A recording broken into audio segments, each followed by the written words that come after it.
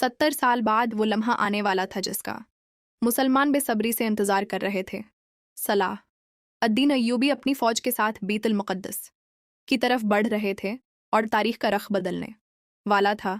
Salahuddin Ayyubi ने मुसलमानों को मुत्तहद कर लिया था। अब उनका सबसे बड़ा मकसद बीतुल मुक़द्दस जेरूसलम को सलीबियों से आज़ाद करवाना था।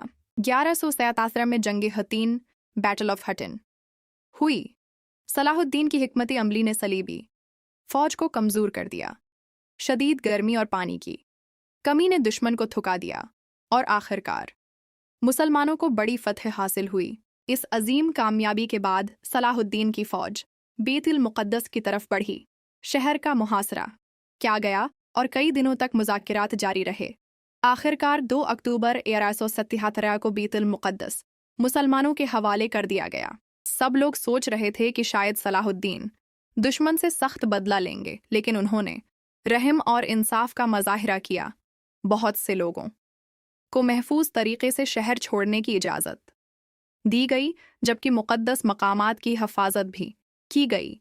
इस रवैये ने दोस्तों और दुश्मनों दोनों को मुतासिर किया। बैतुल मुक़द्दस की आज़ादी की खबर पूरे आलमी इस्लाम में फैल गई। लोग खुशी से अल्लाह का शुक्र अदा करने लगे।